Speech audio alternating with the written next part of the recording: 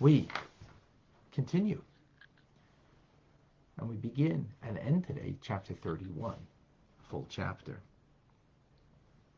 The previous chapter spoke about owning one's life to such a degree that you even feel smaller than someone who is very removed from the service of the Almighty.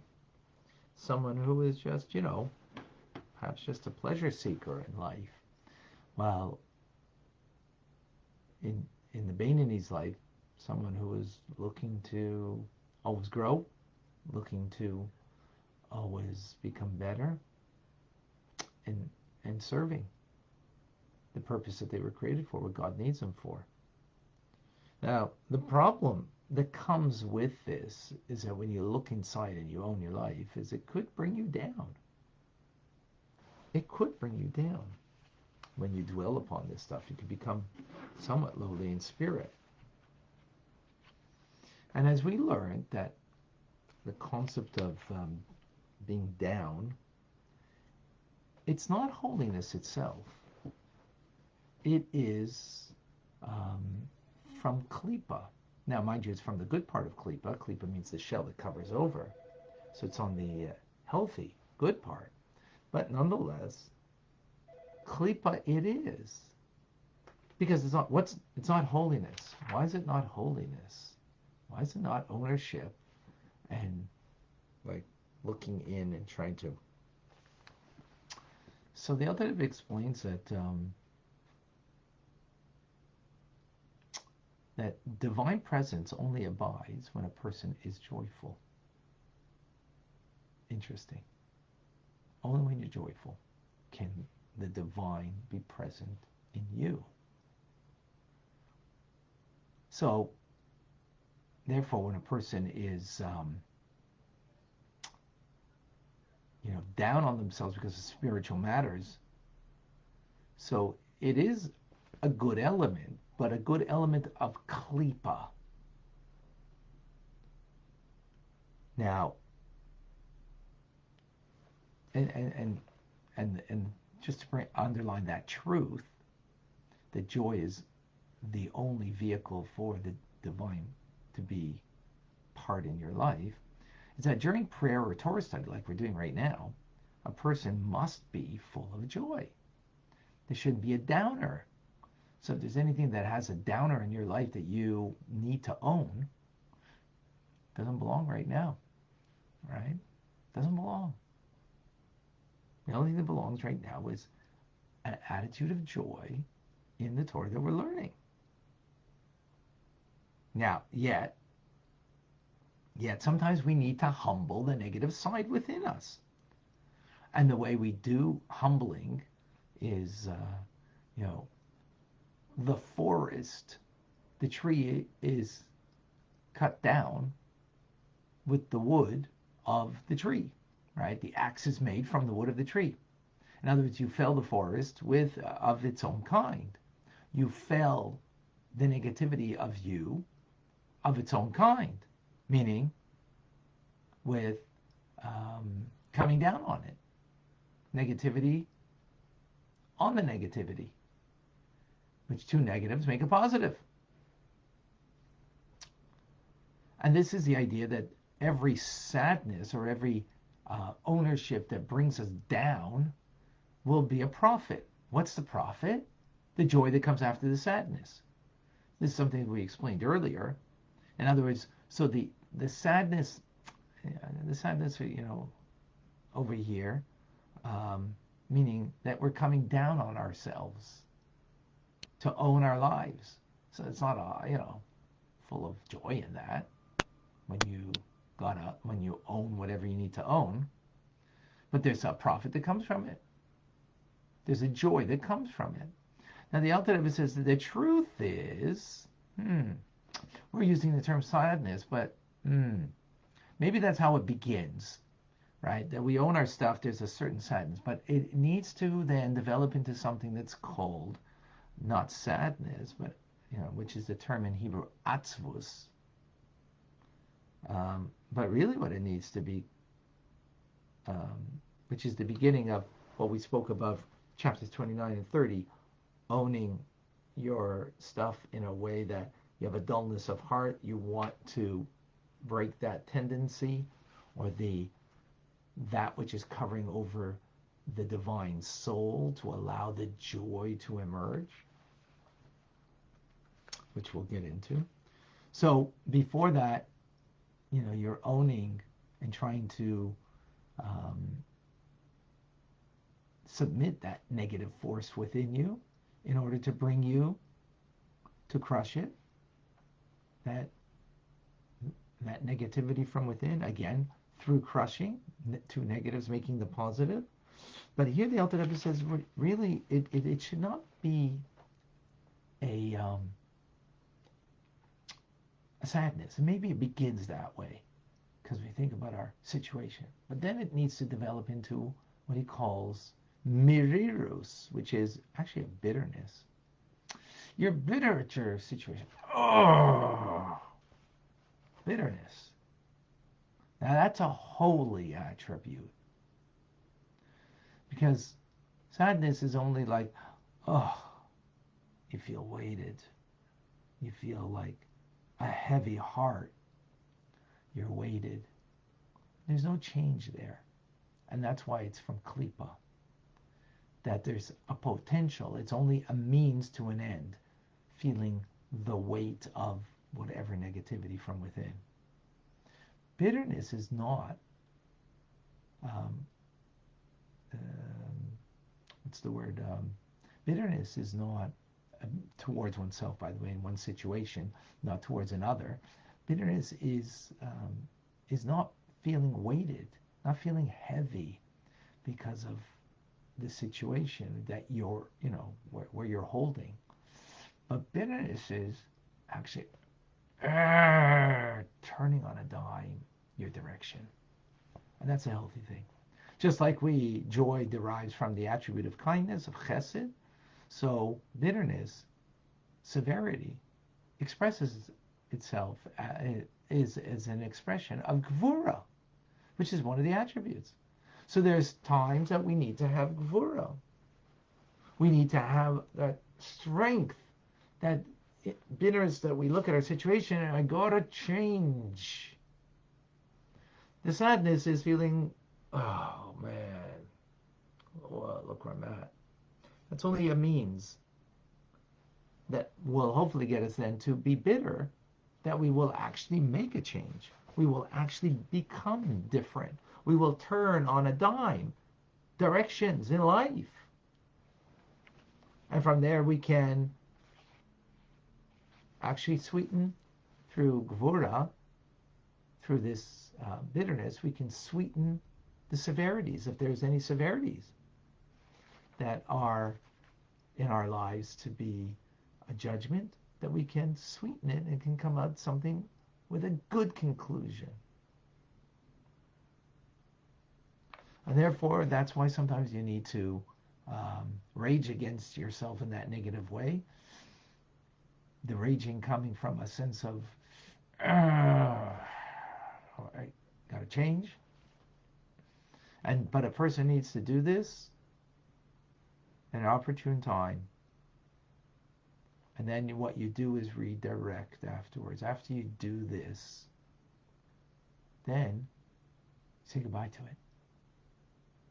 And then you arrive to true joy.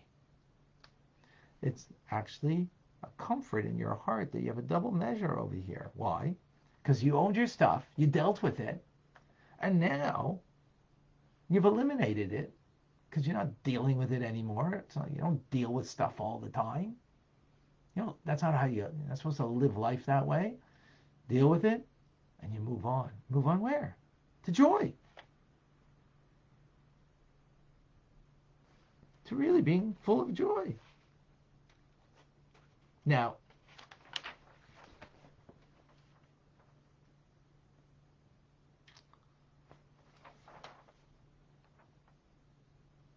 so how? What?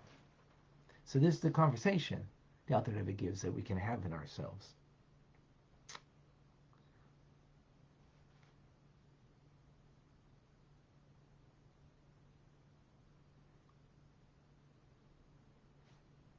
that negativity that makes me removed from God, that's coming from only a part of me, my body. Yet, at the same time, I have another part of me that's a part of God that even, the most removed individual has that part of God of them, in them. That godliness is what's animating and gives life. Now, it may be in exile because the body is covering over the animal soul that's not allowing it to be, to emerge, right? And that's what makes me removed from God when that happens. However, and for that alone, we should have pity on our godly soul that's in exile. So therefore, what am I going to do? I'm going to now refocus and aim to extricate my divine soul from its exile and return it. Return her to its former place, which is the palace of the king, to be reconnected with God, to be connected. And therefore, I'll make all of my aspirations to do that through learning Torah as we're doing now and doing a mitzvah with all of my powers of my soul, 10 faculties of the soul, everything. And with prayer to be able to remove myself, the true self in me, my divine soul, to be connected with God. And that's the concept of tshuva, penitence with good deeds. In other words, what's the tshuva? What's the penitence over here? Tshuva means return. I'm returning my soul that has been imprisoned, to take it out of that place. How? Because I'm focusing on Torah mitzvahs that redeems it, takes it out of its imprisonment, returns it to its place, to connect with God. That's the concept of tshuva. And this is my lifelong intent, the service of God with joy. The joy of the fact that my soul is leaving its exile within the body, returning it, connecting it to God through my Torah study, my prayers, and mitzvahs that I do, to unite with God.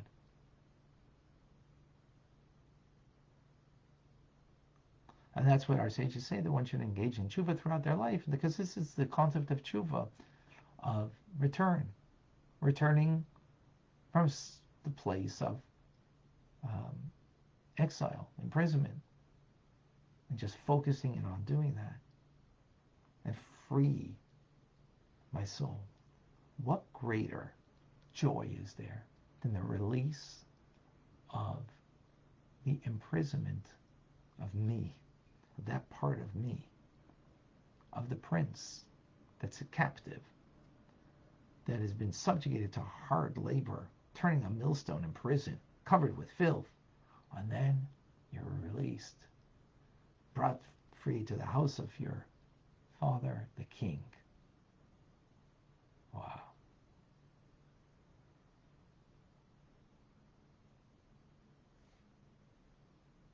Now, even though the essential character of the animal soul has not been transformed, right? But in the moment of doing that mitzvah, releasing it, it's engaged. And even though the animal soul is still there, but yet I'm going to make my divine soul the most precious thing of my life. And rejoice in it. Rejoice in it, in its liberation, its connection to God. This, the Alter Rebbe says, is the analogous to the Jewish people leaving Egypt, that they escaped. They were in prison, right? They were slaves, and they had to escape. So likewise, or in the spiritual sense, the Egypt being klipa, they escaping, being the soul escaping. So this is what we're doing every time we do a mitzvah. We're escaping. We're escaping the hand of Pharaoh and freeing ourselves of the forced labor, right? That's the son, the prince, the crown prince in prison, escaping. So that's what we're doing, escaping. Because we didn't transform our animal soul, so therefore we can just, walk out easily and simply. The animal soul is still there, so we got to escape, right? And that's what we do every time that we put our efforts to our divine soul. Have joy in it. Have joy in its release through doing another mitzvah. More study of Torah. This is the joy that we have.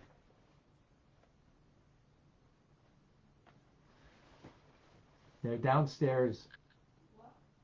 Gas Metropolitan, you want to check on them? They're downstairs. Oh, they left?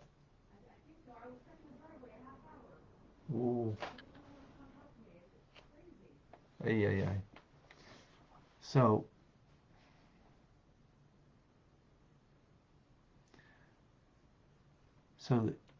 further in the conversation we have with ourselves is knowing that the fact that we're in prison, we didn't create that situation. God did. He gave us a body that imprisons the soul. Why would he do that?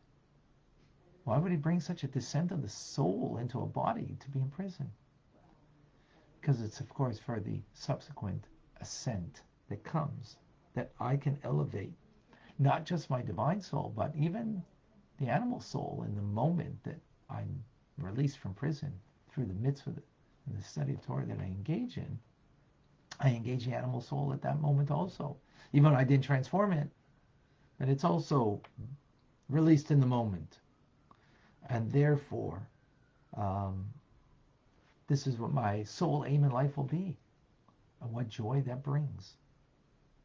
That I can be bound up through my actions, putting on tefillah, giving charity, my speech of prayer, Torah study, my thoughts of Torah study right now, that I could be bound up, my divine soul, and also the animal soul in that moment.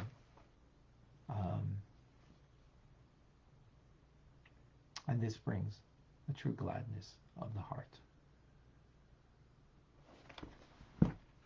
Very powerful.